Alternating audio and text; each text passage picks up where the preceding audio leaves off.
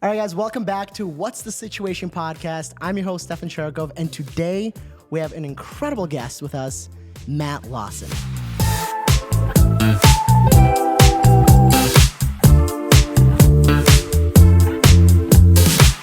Lawson is not only a father, jack of all trades, but also races Porsche. Welcome, Matt. Hey, Stefan. How you doing? It's awesome to have you on. And let's talk about what got you into cars. I know a lot of people love cars, but you went above and beyond, and you started racing cars. Not only cars, but Porsches. What got you into it? Yeah, it's funny because I was always into cars, as all teenagers are, and then in my 20s, I was early 20s when I started racing, and how it happened was I had a Porsche that I drove on the street. And it was old, it was beat up. I had to really work a lot of sweat equity into this thing to have one. It was ridiculous to have at my age, but I just was going to drive it on the street and polish it up, and this was going to be great. And then I discovered SCCA, where you can get on the track and race, just regular cars. You do a few mods to them and you can race.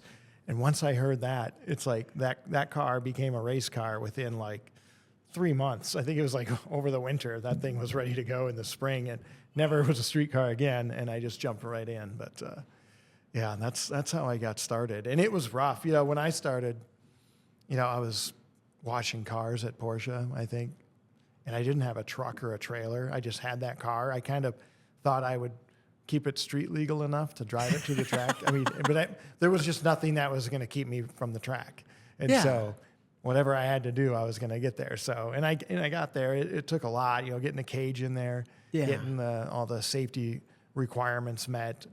And I drove a worn out car for probably 2 or 3 years. And then slowly you'd have a little money and maybe upgrade the shocks or upgrade something, the brakes or this and that. But, I just started at the bottom and just did it. Brute force, I would say, Well, you said somewhat legal. Well, I kept plates on it, and I would insure it. I think that car still had tail lights and turn signals in it. But so I could drive it. It was not too loud. It wasn't crazy loud, but like I would just drive it to this shop, and then that I kind of worked with, and they would actually haul it. So I never actually had to drive to the track. When I told my cage builder on that first car that I planned on driving it to my first driver's school, he's just like, that's probably not going to work. And he said, why don't you get it up here and, we'll haul your car, and then you can work with us when you're finished with the school and help us out on the weekend. They had like 5 cars up there racing. So, dang. So that's how I got in. So I have questions, and I have a lot of questions. So cage builder. So there's designated people who build cages for cars. Yeah, the roll cage. And now it's not a big deal. You can buy a tubing bender from Harbor Freight. You can go online. You can figure it out. It may not be the greatest, but it's much less daunting today. But, 28 years ago, 25, whatever it was, 1997, I think, when I started, the roll cage was probably the biggest hurdle for people. Really? Because you'd have to go to a shop that could do that. And, at the time, a cage was probably $3 or $4 grand, to do a full roll cage, a built-in. You could buy a bolt-in and go that route, but they're just not as good. They take up too much space in the car and just not as good of an outcome. But Interesting. So you didn't build your first cage, did you? No, I assisted on it. Okay. I helped him out, and I was there for every step of it. And I've done them since, but that first one was just kind of like the first time I'd ever even seen a roll cage be built and tubing being bent and coked out. And is it primarily just for like, hey, this is for safety, or is there like aerodynamics or some kind of like specific way you have to build them, or is it just build a roll cage, whatever, just make sure you're safe? Yeah, they have guidelines like how many points it mounts to the chassis, mainly for safety. But there's also restrictions in some classes because you can also stiffen the chassis and make the car a little more competitive with the cage. And so some classes, they want to limit that. Like they want you to be safe, but we don't want to build a tube frame here that makes the car more competitive than its class. So it kind of goes both ways. And then with metalworking is so popular again. I don't know what popularized that. Maybe it was the West Coast choppers, and just welding and metalwork in general has really blown up in the last 15, 20 years. But now people are making very ornate roll cages. I mean, they add so much weight into them, and gussets and plates and all. I mean, I was never into that because I couldn't spare the weight, but it looks cool and it's showy. It looks fast. Your elbow function. I didn't making need the it. I mean, fastest Porsche. out my there. thought, I was already starting out in a car that had been crash tested by Porsche. So you're already starting pretty strong, and then I'm putting this cage in, and so. Yeah, and now you weld because you're a jack of all trades. I mean, you build Yeah. everything. So now you do your own welding and you put things together. How many Porsches are you at right now? I think I have 4, 3 that you could go access right now. One I kind of keep just as a parts car. Oh, nice. I just keep it together because Nice. a car is much smaller when it's Yeah. assembled. Once you take them apart, they take up a lot more space. So. Yeah, and you have one race car, but the other like collectibles, Yeah, and correct? I have the one race car. I have 2 that are street legal, and then I have one that's street legal, but it's extremely rough. I mean, it would probably start though if I wanted to start it.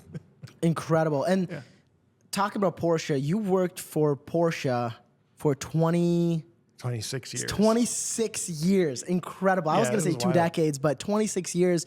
What was your role there, and what motivated you to like? You had to start with racing, but was working at Porsche like a part of the whole process of, hey, I want to race and I want to work there? It What kind of motivated? was. I was young and naive and didn't know, and I just thought I was getting into racing, and I thought I'm going to try to work at Porsche, and that'll be a good resource.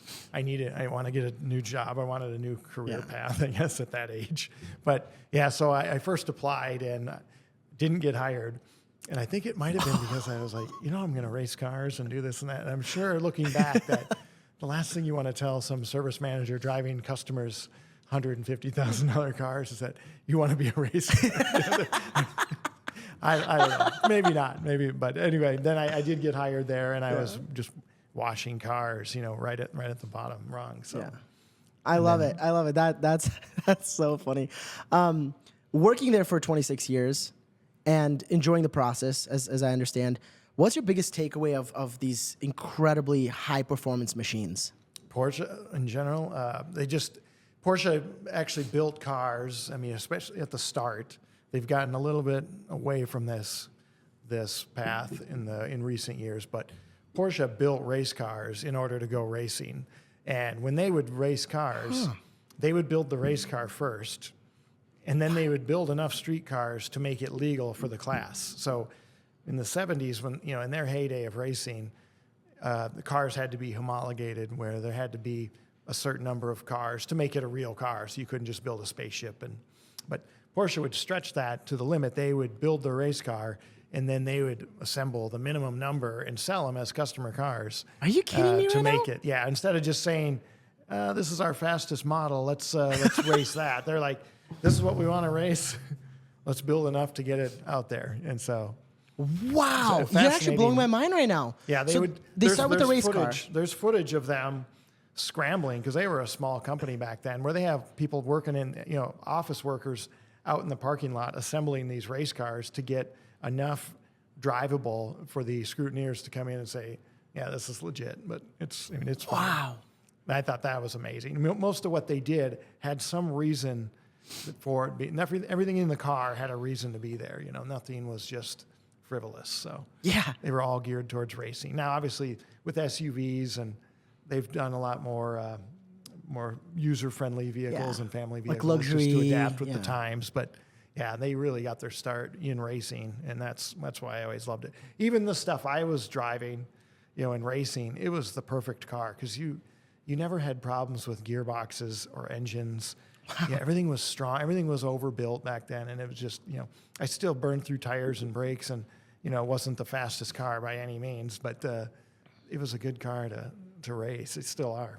Dang, that's incredible. Are there any special projects or like memorable moments working at Porsche? Yeah, I mean, I've seen so much there, and it was good. It was such a small dealership that everyone knew everyone, So I was very involved with the technicians, and that was my favorite part of it was probably going out to the techs, and they have some vintage car pulled apart, and they're redoing the engine, and we just get talking about how you gonna do these cylinder heads, and like, I don't know, I thought I would do this and that, and and I really like to live through them. I wasn't doing all that stuff at the time, but yeah, it was great.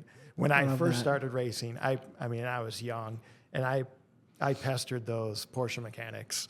I mean, I'm sure I drove them nuts because, I mean, I'd be right there like asking them stuff and then ask them about some special tools, and they'd go find me some tools I needed to work on my race car, and like, here's how you got to do it, and just, why don't you just bring that part in and we'll show you. Yeah, because you were in management position, right? So like, yeah, eventually you could potentially say, hey, as a manager, I need to know this. Yeah, well, by that time, I was pretty well versed in the mechanics of it. But that's awesome. Yeah, those early years, I think I got went into the parts department, was like my second position in the dealer, and that was an easy move because when I was washing cars and building my race car, every second I had, I would be in the parts department asking them about parts for my race car. It drove them crazy. So they're like, we're going to just show you how to run the parts catalog and order your own parts. So then when a job opened up, I just stepped right in because I knew how to do it. So dang, but it was that fun. is so cool. Yeah. So cool. It's nice that you're racing a Porsche, right? And then you're also working for Porsche. So you get like, it's so intertwined. It just works so cohesively. And it still blows my mind that Porsche first builds a race car. And then it's like, hey, let's make it street legal. Yeah, they would do that all the time. That's incredible. Yep. See, I mean, learning new things every day. As far as racing, were there any like super like big moments or like the coolest races that you can think of that you've competed in that were like, wow, this stood out to me? I mean, they're all good.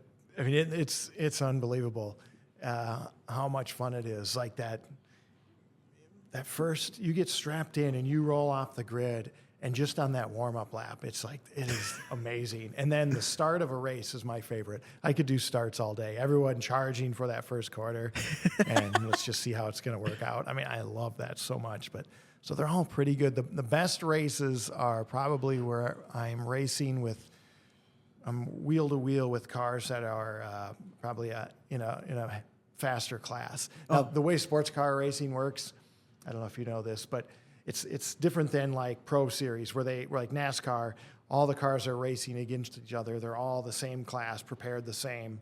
Yeah. Same in IndyCar, same Formula One.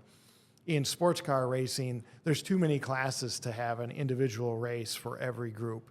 So they'll take, 5 or 6 classes that are similar lap time, and you'll run together. Oh. And then they'll have a little different lap time group. And then maybe the open wheel will run together, and then vintage will run together. They kind of pair them up into these groups. But so not everyone you're on track with is directly racing for your points. I mean, you're racing for the overall, and you're wheel to wheel with them. But so anyway, that puts you in a spot where you'll race a lot of faster cars because sometimes you'll be like the slower class in the group, or Oh yeah, I think that's fun, right? That's what I love. I mean, and it's because there's something about racing faster classes where it takes the pressure off. Like, I shouldn't even be here anyway, so I'm just going to go for it and see if I can hang with these guys. Yeah. And I love that. The best races are when you're within like a car length of the other car all the time, or bumper to bumper. You can't even see the back of their car. You're so close, or they're on you that close. That's the best, for me. Dang. Being in front with like a quarter-mile lead or something it's fun for a little bit, but then you just want the race to end because it's not that exciting. Like, I'm already a winner. And Come on. Only bad things can happen at that point. So, when you're battling it out, or if you have to start in the back for some reason and come through the field, that's a great time. But awesome. Yeah. What does a day on the racetrack look like? Like, I don't know what I'm imagining. I guess I'm imagining like a grill and a tent, or maybe like a really cool building. I don't even know what to imagine, but you have it all. And and there's the spectrum. There are guys that show up with the car. I would say no one's driving their car to the track. That was a foolish idea. I don't know if anyone's doing that. That's racing wheel to wheel. But you would have people with an open trailer and maybe being pulled by a pickup or a van, and they have a toolbox, and they're going to race. And then you have guys that have a tractor trailer, 52-foot semi with a lift, and they have a crew. There's the whole range. So it's different for everyone, but generally you Saturday morning when the races start or the events start, you'd have a warm up where they'd get you on track, basically grouped by either open wheel or closed wheel. Everyone's out kind of just to shake the dust off, do a few laps, put some heat in the car. And then if you have to do any changes or repairs, you would try to get those done before qualifying, because then they would start the qualifying sessions where you'd get a half hour to go out and run your fastest lap, So Do you bring all your tools out then in case like repairs need to happen? Yeah, I bring my whole shop with me pretty much. I mean, it's pretty crazy. Whoa. I'll put up a picture for everybody to see. Because why not? Like I'm sure if you send me one, I'll put one up. Yeah, it's pretty wild. And, and the reason I did that is because I do everything myself. I still do. I always have. It's tough for me to like ask people like, hey, while I go play on the track, do you want to work in the sun and maybe get really dirty pulling the track? I mean, it's just not for me. Plus, it's like pressure when I get there. I got to entertain, and I am just all business when I get to the track. Like I want to work on the car. But anyway, for me, I bring pretty much everything because I don't want to get to the track and have some small part or some issue take you out. Right. Because I mean, typically a track you drive, right? It's hours maybe. Yeah, the closest one's maybe 2.5 hours from the cities. But yeah, it'd be nice to bring everything. What's your outfit like? What's your outfit situation? For racing? For racing, yeah. Is it just a t-shirt and jeans like in the movies? Or? No, we wear a fire suit. It's like full. It's a one-piece fire suit. Whoa. I actually wear the Nomex underwear underneath that I don't need to. My suit's thick enough where I don't need to, but it does get you like an extra 5 seconds of time. They're rated by how long it'll stand a gasoline fire. I think I have 13 seconds with my setup, so I got plenty of time to get out. That's if crazy. I need to. So if it's a hot day, does the suit get pretty steamy? Do you have like fans inside, or is it like overall pretty ventilated? I don't, and it's not even that ventilated. I should mess with that at some point. I just never have. It's like down the list of priorities, but I can see you inventing something, like putting some fans in there, like just. Yeah, some people will duct air into the car a little bit, or they have cool suits, which are really common, where it runs like ice water through plumbing attached to the underwear, and so you have basically a cooler circulating ice cold water through the suit. That's a really good setup, a good idea. I should probably look into that, but right now it's just one more thing. And so I never have. The suit, and I wear that underwear, basically it's soaked immediately, and then the suit keeps the sun and the heat off you, so it's not as bad as you'd think. Okay. Or for me, I don't know, maybe I'm crazy, but it's not as bad. You're not baking in the heat. It's warm and you're sweating, but it's not terrible. I heard that in the desert, the people who live out in the desert, they wear extra layers from the sun because it protects them, and somehow they're staying cool under all these layers of bundles. I suppose they're sweating, and it's the outside heat that gets me. Like just the heat on the skin. It's like you feel like you're being burned. So if you don't have that, that's a big part of it. But yeah, tell me the weirdest thing, because you weld now yourself, right? Yep. And if you're on the track, do you ever bring your welder on the track? I don't. I always say I'm going to, and I always want to bring a setup because there have been times where I need one. There's usually one around. I mean, there are guys that bring everything like me, and so there's usually a welder around. I can borrow. I usually bring my own wire, because I'm welding stainless usually if I'm doing a repair on an exhaust. So I'll bring some of my own consumables and then borrow their welder if I need to. But yeah, I should probably have a setup. But yeah, I totally hear. But you have people on the other end of the spectrum though that have a professionally prepared car, and they're in a lawn chair next to their car whenever they're not on track. I mean, everything's perfect. The car needs nothing. Yeah. They may wipe it down. Otherwise, they're hanging out. I'm usually on kind of a shoestring budget, so I'm working on my car pretty much all the time. Not repairs, but I'm messing with it. But maybe that's part of the fun for me too. Just to always tweak it, and I'm going to do this, and For sure. If price wasn't an object at all, what kind of Porsche would you race right now? Like, would you stick with your build? Would you go newer? Would you go older? If money were no object, I'd run. If it was going to be a Porsche, I would run in one of the Pro Series. I wouldn't. There is a Porsche Cup where it's like club racing for very wealthy people, where you all are in the same car. It's kind of mildly prepared. I would go past that. I would want to do full pro racing where it's all out. I want to race Corvettes and Vipers and all the the big stuff. But I would do that. I'd maybe look at the Trans Am series and run a Porsche in Trans Am or something like that. Yeah, that'd be fun. So yeah. What's your dream build? What's your ultimate favorite Porsche? My favorite Porsches were probably like the prototype stuff from the 70s, the 917s. that they ran at Le Mans, where Okay. they're doing like 240 miles an hour down the straight. They had so much power. Mark Donohue? Mark Donohue, yeah. I think Yeah. he said if you can come out of one corner, break the tires loose, and keep spinning the tires until the next corner, then you have enough power. Oh, nice. It would be fun.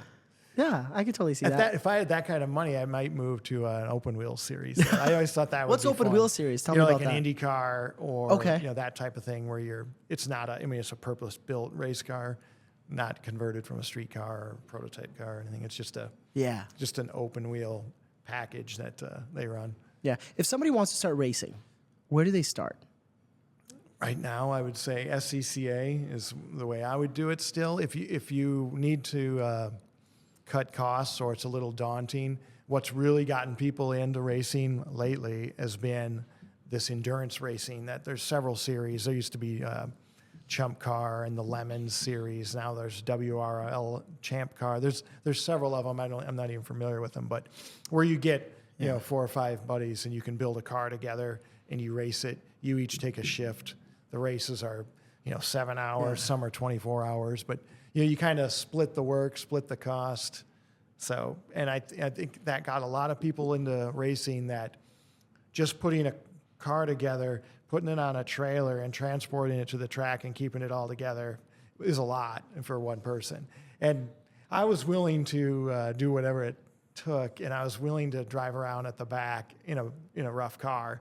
And some people aren't. I mean, a lot of people I knew were ready to race as soon as I got this, whatever. Yeah. Once X happens to my car, then I'm coming racing. Once I have the right, and they never go racing because that day never comes. So, you're better off just meeting the safety requirements, getting in a car, getting your license, and then going, and then develop the car. So that'd be my advice. Do you think there's like a fault of some sort in that mentality?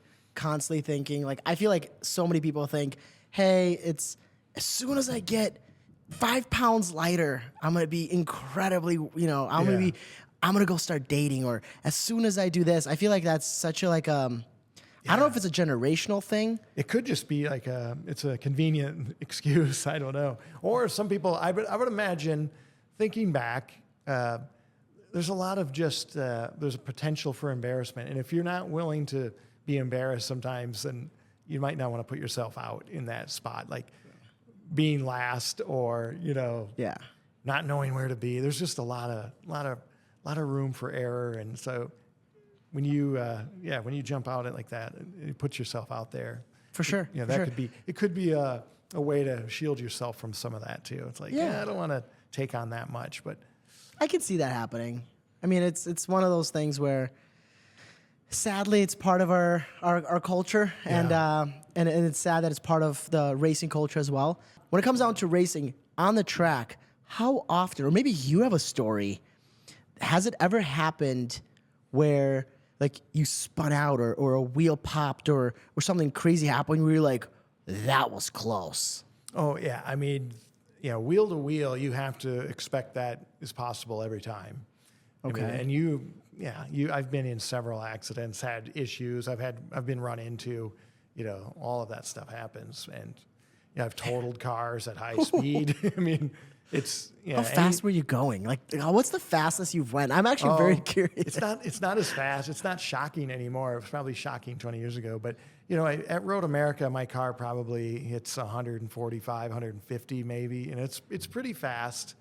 But you're limited kind of by the length of your straightaway. If you were just on the freeway, if we could get out on 35W and just go head towards Lakeville wide open, we'd probably hit 180 in the car, 175 at least. But on a track, you'd need the distance. But yeah, so I could see that happening in the culture of racing. This is a question actually my buddy had for you, so I'm gonna squeeze it in here because why not? What are your thoughts on people or kids in the younger generation? Are they still interested in racing, or has that died down in the racing culture? Boy, I would say, in my experience, it's more popular than ever. Really? Yeah, and I started in '97. Was I 22, 23 years old or so? I was young, and I was probably the youngest guy at the track. Yeah. And I used to make that joke, for 20 years, I'm still the youngest guy. There were no one was coming in behind me.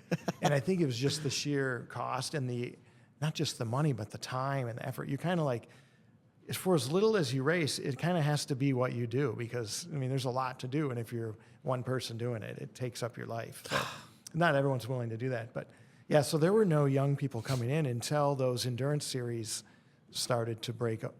When those came out, that opened the door for a lot of younger people. And now, there's kids in their 20s that are racing. And it's like, this is good to see. There's people coming in, and they're making a go of it. They're bringing their friends, and then the next year, 3 of their friends have a car there. It's just a different world. We have easier access to stuff as well. Yeah. Like I said, you can build your own cage if you're willing to put in the research time on YouTube and weld, and it may not be perfect, but it'll be safe enough. That's incredible. See, I feel like so many different industries, right? They're dying out due to, gaming, iPads, whatever it may be, right? Like they're not interested as much into getting dirty and getting their car souped up and like sounding epic or perfect for a race or whatnot. So I love the fact that kids are ready to rumble and they're ready to work and they're ready to put in the efforts to enjoy something other than sitting on their computer or PS5. Another thing that probably helped it was that tuner generation, just the guys putting a turbo on their car and just tinkering with their car and making it faster. And a lot of those guys end up in racing eventually. So I think that helped. And so the car culture's, it's stronger than ever, I think. I love that. In my lifetime, but.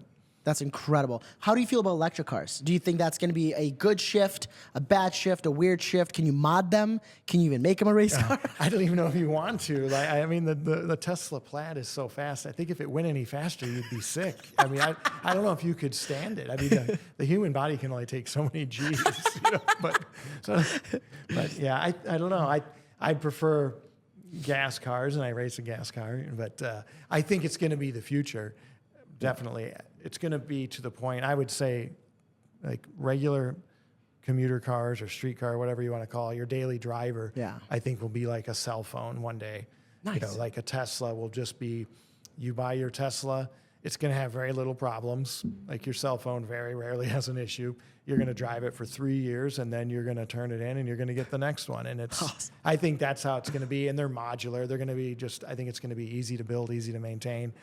But then there may be a day where nobody has one anymore because they're all driving around as robo-taxis. But I think gas-powered cars will be around for a long time, but it will become a luxury where only the wealthy will be able to operate them. For one, at some point there's not going to be a gas station on every corner, so gas is going to be expensive. And then just having the wherewithal to build a car and transport it, I think that's going to change, to maintain. If you can't drive it on the street, it's going to be restricted to purely racing. Interesting. Who knows? What do you feel about a recent interview of Elon Musk? He said that 90%, in 10 years, 90% of cars are going to be fully automated, right? How do you feel about that? Like there's meaning by fully automated, meaning no driver, right? Yeah. And do you think this is going to have a byproduct casualty? Do you think that's going to be like an incredible thing that... I think it'll be great. Great. Awesome. And the reason, it sounds bad. Like, they're going to take away my car. Like, no one's going to take away your car. But I just think traffic alone, if every car were automated and when a light turns green, if there is even traffic lights, you may not even need them if everything's synchronized. But just sitting at a light, and if there's 6 cars, you're probably not going to make that green. It's going to, you know what I mean? Because, it turned green. Well, I better get going. And then the next break. Just that lag will be gone. Electric cars all 6 would take off, and I think that alone, I think traffic will be cut way down. I think the cars are going to get safer and safer. Violence, probably. Imagine Uber and Lyft drivers who are constantly either being attacked or robbed. There won't be drivers in them anymore. I just think they're going to get there fast, and I think the Tesla is always learning, and so its full self-driving is always learning. I know they're beating up on it right now. They're testing its autopilot system against other cars, full self-driving for some reason to try to make Tesla look bad. But I don't know what that's about. That's funny. What's the fastest car? I'm assuming it's electric. The fastest car you've driven, right? Because I feel like takeoff, takeoff is What's the fastest car you've driven? I'm Probably curious. the Porsche Taycan. Ooh. Yeah. Which, The electric. yeah, full electric. And when I tell this to everyone because it's interesting that at the launch we were at the Porsche Experience Center in Los Angeles and driving it on their test track, but it came time to test the launch control, which you can do all day long on the Porsche. They're built for it, but they were handing out Dramamine to everyone because you get vertigo. It takes off so hard that you get vertigo. So What's the 0 to 60 on that? it was probably like 2.6 or 2.7 at that time, but which I think the cars are faster. I think the Plaid S is 2 seconds now, isn't it, to 60 or something like that? But That's insane. I just don't know how much faster people will be able to remain conscious, I know. I've driven a Model Y accelerated boost. It was 3.5 seconds maybe acceleration. I mean, oh my, I had butterflies. I was like breathing heavy. I was like, this is fast. And I was prepped for it, right? Like in my mind, I'm like, I'm going to go so fast right now. It scares the bejesus out of you. Like, the other thing I like about them is no transmission. So they're always in the right gear.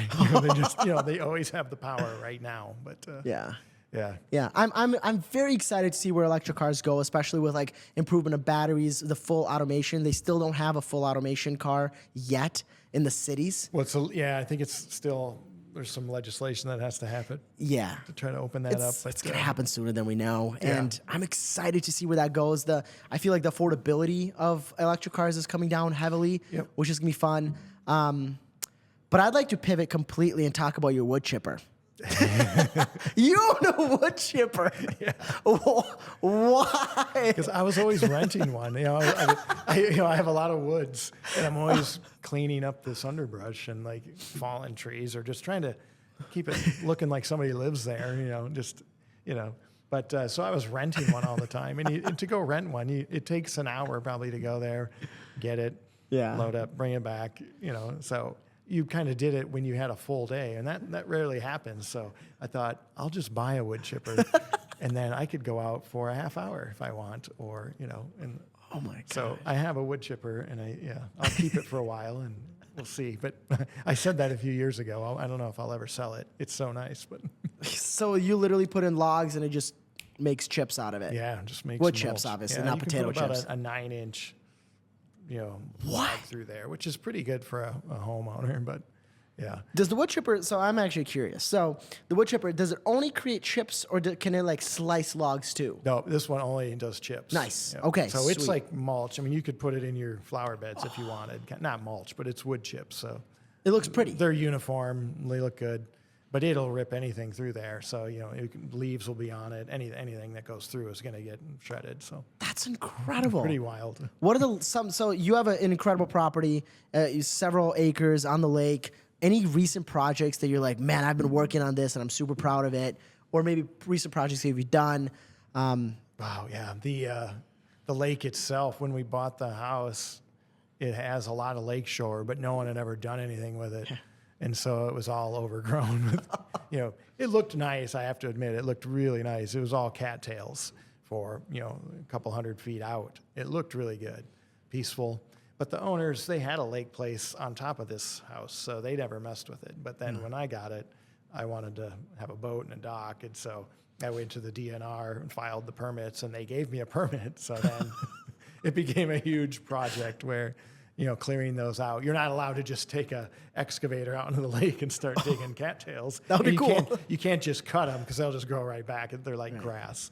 But so yeah, that was a huge project. And I look back and I can't even believe I did it. I mean, it was a little bit crazy. I'm glad I did it because it'll last forever now, or as long as you maintain it about as much as a yard at this point. But it was a huge undertaking, digging those cattails out and bringing them onto shore.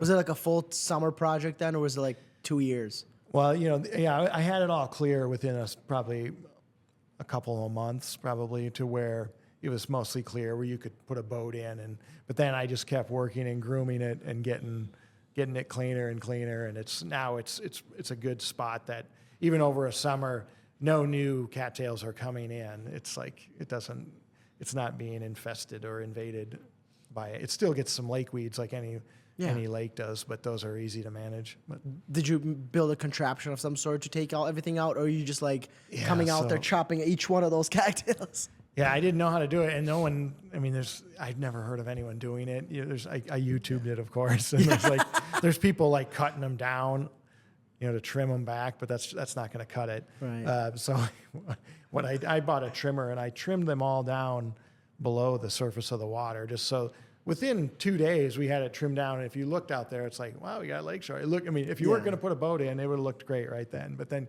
just underneath the surface, you had these stalks, and the root ball of a cattail is like a tree. It's unbelievable. And they would have just kept growing back. Yeah. So then I welded up a rake, basically with these heavy teeth, and then I'd have a winch on the shore, a gas-powered winch that would just pull in, and it would kind of dig into those roots and pull them up, and you could break them off, and I was just pile them on there and winch them onto shore. And it'd get onto shore. That winch probably had like 600, 700, 800 pounds of cattail roots and matter, whatever, the cattail stalks on it. Yeah. That's incredible. And you would unload it, and then I would float it back out into the water on a piece of foam, drop it off in there, and then winch it back in. And I would do that in the evenings. It was kind of nice being out there in the summer after work. It's just kind of mindless work. You could just be out there and then weeding your lake.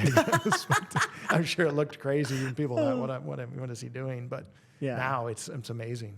I mean, you have a beautiful boardwalk out there, and I've seen photos, and it's absolutely stunning.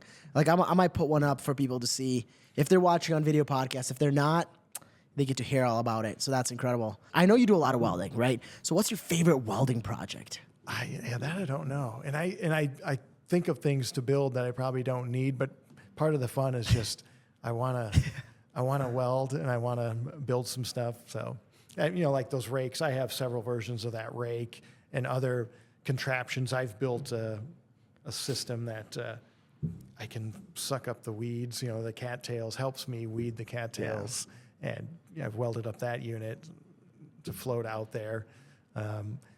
This winter, I built a ice resurfacing machine because I wanted my daughter to ice skate. She wanted ice skates, and I thought, well, let's just build a rink. You're talking about a Zamboni, like one of those, like. Yeah, not quite. Some people do have a little one. And so.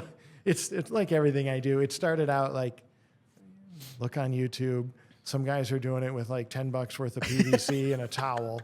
I'm like, okay, that's pretty cool. I'll just do that tonight. But later it's like, let's just see what the next step up is. And then it's this and that. And I eventually ended up, welding up a steel blade actually that would scrape the ice, scrape that top layer off. And then I mounted a water tank on the back of my lawn tractor. And I would pump hot water back there and drizzle it out the back with a squeegee. So it was scraping the ice, then putting hot water on and squeegeeing it like glass. And it worked amazing. It was fun.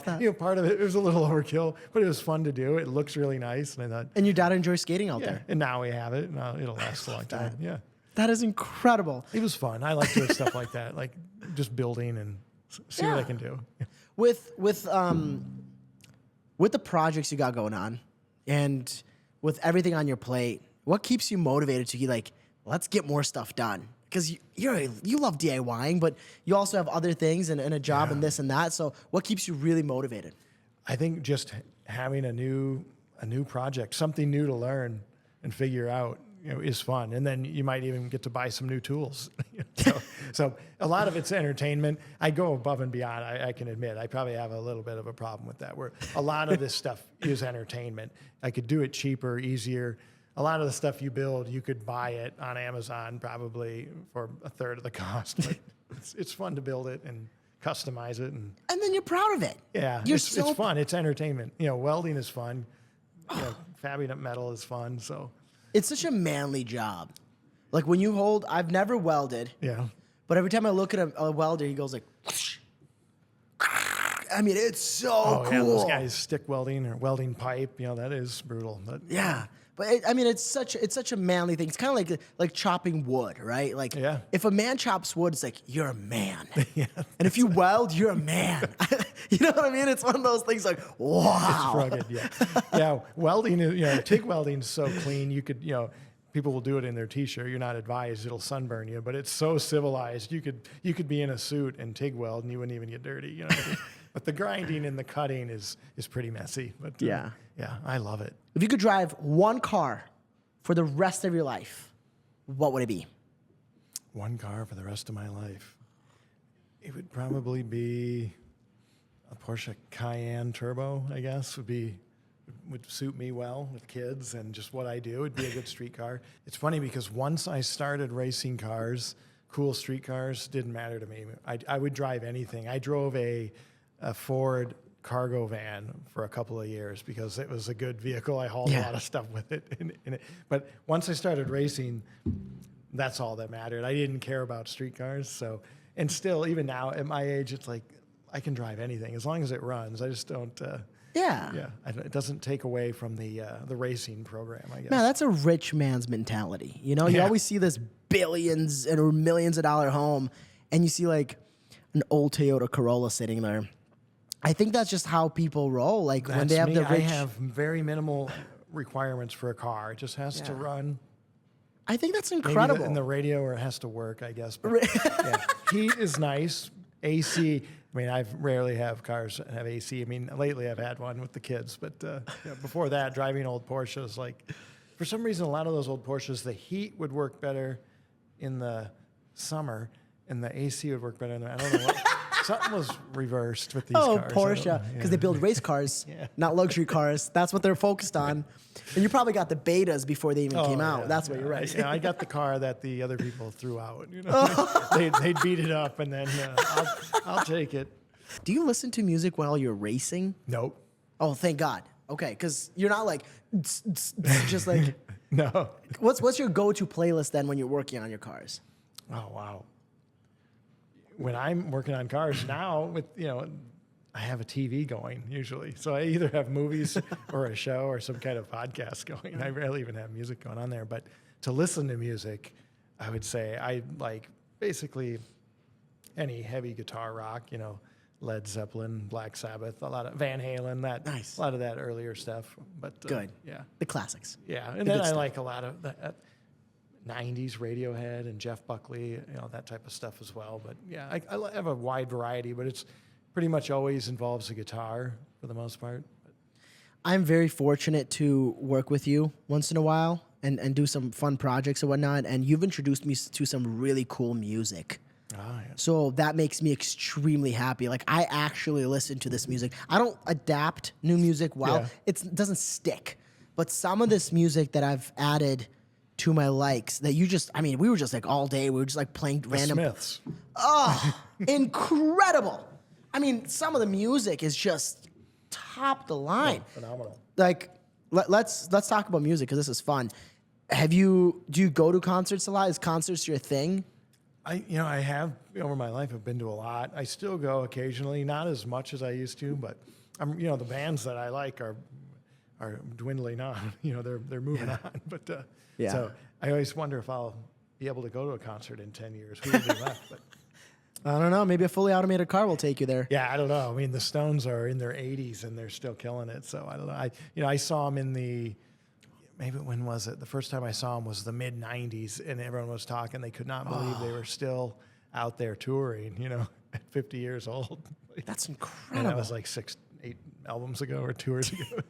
Dang.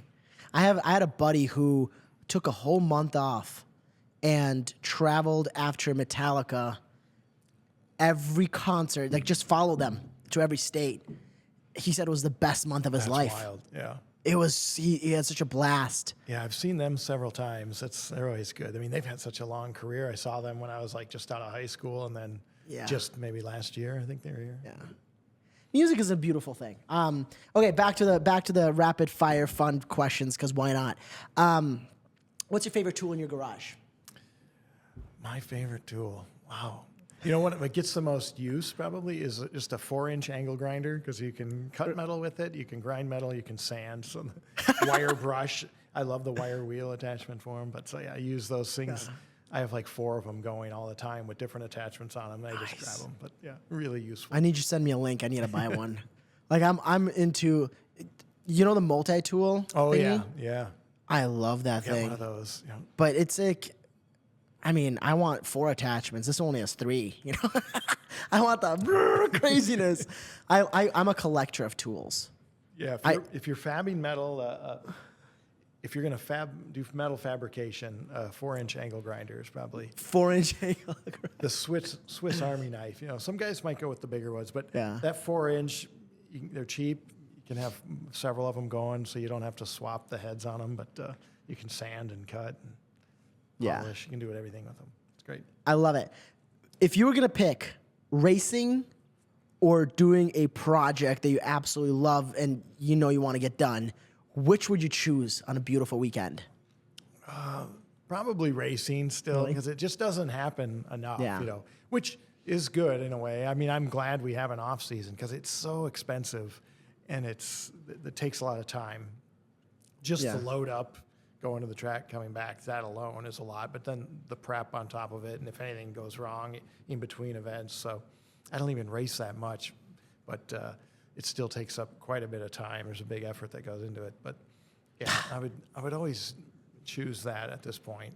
But that being said, if it were my job, that's a joke. People would say, if this was our job, we'd probably quit because you know you're working, 16-hour days trying to get your car ready for this race, and then you're gonna drive, like half asleep to the track, and then unload it, and you may still have a few things to do, and then the car break. So it's rough, but it's still great.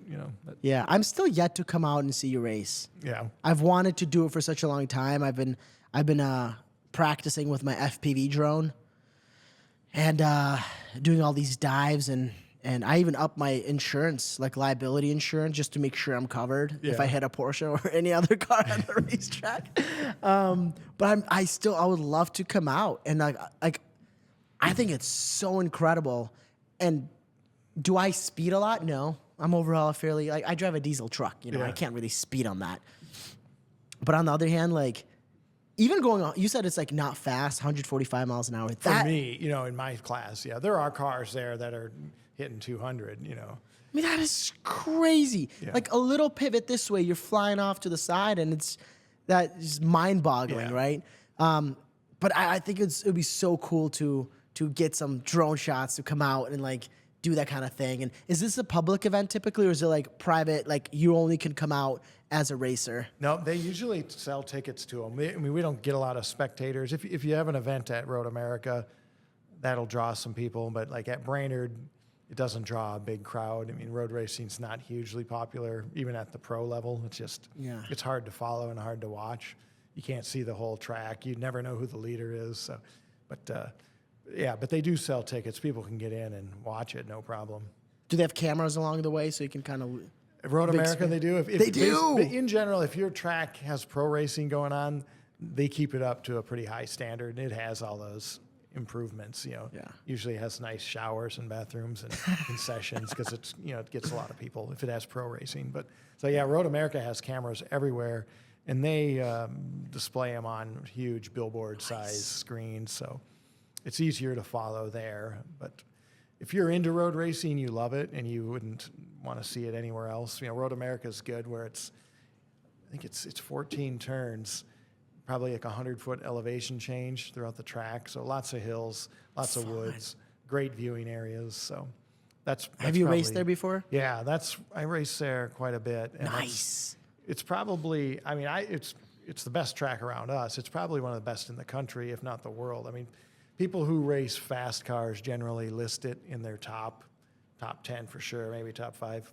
Really? Yeah, just because it's so fast and with the hills and, the elevation. Dang. That's And it's fascinating. right in Wisconsin. We're lucky to have it. Oh, amazing. I would love to come out and see you race one of these days just to like entertain myself. I think it would be so much fun. Yeah. I think it would be super great. That'd be the track to go to if you want to see everything. You might, if you go on a certain weekend, you might see everything from like a pre-war race car up to, last year's car that won Le Mans. I mean, you never know what's going to be there. So there's a pretty wide range. I also saw, I don't know where I saw this, but you used to BMX bike. Yeah. And you used, do you remember the track what was the one that was here in Minneapolis, the indoor park that's absolutely phenomenal? We've had a few, but we had G-Shock, which was great in Burnsville. The factory was right here in That's a Northeast. good one. Yep. Oh gosh, they were so incredible. But you were pretty darn good. I was good when I was little. That was my thing. It's funny because I was right at the start of BMX trick riding, and I was, pretty good at when I was a little kid. Yeah. And then I grew up, kind of stopped. It wasn't, I don't know, I can't blame the scene, but there was nowhere for me to go at 13 or 14 with it. There are kids that did. I guess they pushed a little harder. Yeah. But so I kind of faded away from it out of high school and in my 20s. And then I just driving one night, I saw one of those skate parks, and we never had anything like that as a kid. If you had a ramp in your backyard, that was a big deal. Really? So I saw this skate park, and I went in, and it was just a warehouse full of ramps. And I could not believe this exists. So I went and I looked on eBay and I bought a bike, and put a bike together. And I was like 30 years old at this point. Awesome. Coming back into it. So it was a little rough, but I used to ride quite a bit, and I was always there, just willing to try it. But yeah. I remember we were out riding with you on the electric bikes, the Surons, and you brought your bike. Oh yeah. You were absolutely phenomenal. I was sitting there, was like, how are you doing this? Like, you're doing all these those tricks. Those are the old flatland tricks. Those are really basic. Those are the things I was good at. But they were shocking back then. Now it's like they are unbelievable. Flatland riders now, I can't even tell what they're doing. It's happening so fast. But yeah. And I sadly, I think the BMX community might be dying out slowly but surely, depending on. It does. It ebbs and flows like skateboarding. It's popular and then it's not. It's but there's always a core group that pulls it through. So yeah. Which makes me really happy that racing cars and people in cars are still very adamant about it.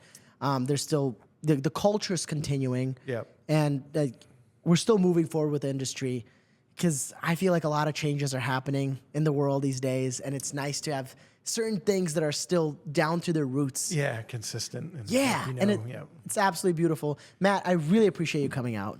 I think this was an absolutely fun topics that we got to chat about, and hopefully somebody learned something about this. Yeah. So thank you guys for joining us, and we'll catch you on the flip side.